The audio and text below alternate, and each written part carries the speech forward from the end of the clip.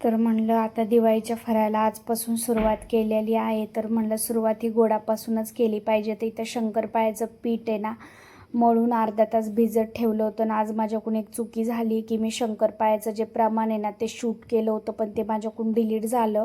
पण ठीक आहे, मी नेक्स्ट टाईम तुमच्याबरोबर प्रमाणासहित हे करेल, सांगेल तुम्हाला, म्हणजे व्हिडिओ शूट करेल. आणि तसंही मी आता तुम्हाला प्रमाण सांगते की मी इथं ना 2 ग्लास मैदा आणि 1 ग्लास पिठी साखर घेतली. पिठी साखर अर्धा ग्लास दुधामध्ये आधी मिक्स करून घेतली छान, आणि अर्ध वाटी तूप घेतलं.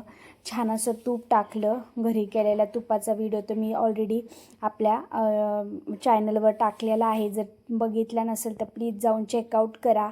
आणि बाकीचे व्हिडिओ देखील मी तुमच्याबरोबर फराळाचे शेअर करणार आहे. आणि तुम्हाला माझे फराळाचे व्हिडिओ कसे वाटतात ते मला कमेंटमध्ये नक्कीच सांगा. फराळावरून आज एक हसायला देखील येते आणि एक गमतीशीर किस्सा म्हटलं चला तुमच्याबरोबर शेअर करते. आपल्याकडं लग्न झाल्यावर अशी प्रथा असते की नवरीला पहिली दिवाळी सासरकडून द्यायची असते, जेव्हा नवरी भाऊबीजेला भावाकडे जात असते. आणि माझ्याबरोबर ही तसंच झालं होतं. माझ्या सासूबाईंनी पहिली दिवाळी मला द्यायची, म्हणून माझ्या सासूबाईंना माहीत नव्हतं की मला दिवाळी येत नाही आहे वगैरे. आणि मलाच काय कोणालाच पहिली दिवाळी येत नसती. त्याच्यामुळं मग आम्ही फराळाचं करायला घेतलं. आणि त्यांनी मला शंकरपाळ्या वगैरे काही येत नव्हत्या, त्यांनी मला सांगितलं तसं केलं मी. आणि शंकरपाळ्यामध्ये रवा टाकला. खरं तर टाकतही असेल, मला अजून काही माहीत नाही आहे. मी एवढे व्हिडिओज वगैरे बघत नाही शंकरपाळ्याचे वगैरे. मला जे येतं त्या पद्धतीनेच मी बनवते. अगोदर मला येत नव्हतं, त्यामुळं मी शंकरपाळ्याच्या पिठामध्ये म्हणजे मैद्यामध्ये रवा वगैरे टाकला.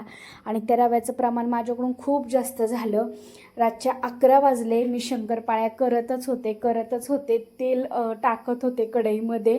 आणि शंकरपाळ्या पूर्ण म्हणजे जळाल्या होत्या, काही चांगल्या झाल्या होत्या. मग मी तशाच शंकरपाळ्या माझ्या माहेरी घेऊन गेले. आणि आज स्वतःवर प्राऊड पण होते की मला जास्त म्हणजे परफेक्ट म्हणायला हरकत नाही, व्यवस्थित जमतात की जे करून घरातले खाऊ शकतात. एवढ्या तरी शंकरपाळ्या मला परफेक्ट जमतात. तर असे किस्से फराळाचे कोणाबरोबर घडलेत मला कमेंटमध्ये नक्की सांगा. कारण आज असे शंकरपाळे करायला घेतले ना की खरंच बरं वाटतं की आपल्याला जमतात ते काहीतरी. तर चला, तर इथं मस्त बघू शकता बिस्किटाच्या आकाराचे शंकरपाळे वगैरे छान असे तळून घेतलेत. आणि अशा कलरमध्ये जर तळले ना तर चवीला पण छान लागतात. आणि बघू शकता किती मस्त असे शंकरपाळे झाले आहेत. तुम्हाला एक असं तोडून दाखवते मी आतमध्ये पण. आणि जाड केले धरले की छान अशा लेअर पडतात. आणि बघू शकता किती मस्त झालेत. तर चला मग आजचा व्हिडिओ कसा वाटला कमेंटमध्ये नक्कीच सांगा. बाय.